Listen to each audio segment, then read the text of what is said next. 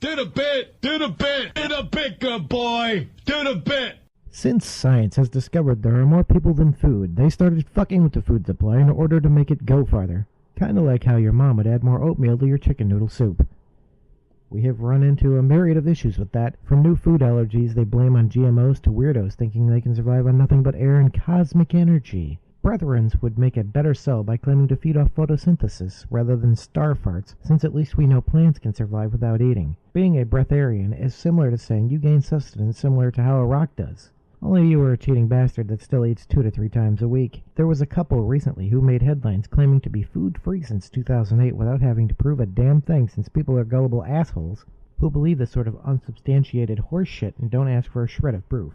Being food-free as a human being is a very tall order, on the level of the ancient alien conspiracy theory of just saying whatever dumbass thing that pops into your head, not having to actually back it up with anything concrete. I could say that being food-free can also make you fly and see through walls, but that could be an induced delusion brought on by starvation, which would actually be a reasonable explanation to these stories. If you've ever watched a survival show like Naked and Afraid or Alone, you can see how worn out and debilitated people get just after a few days of not having any food. These people don't have the energy to even go look for food, but yet you have others who claim to have not eaten food for years.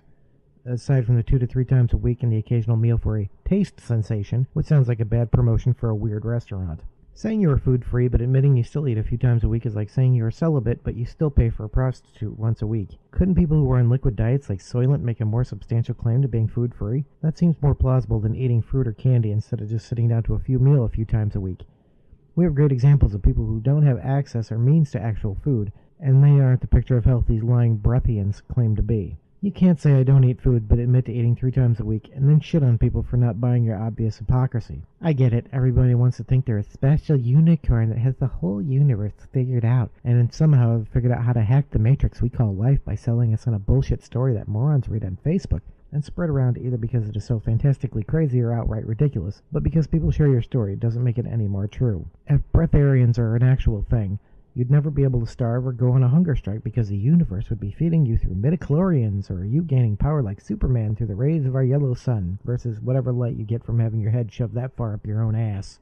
Just keep your eye out for that Mr. Bender.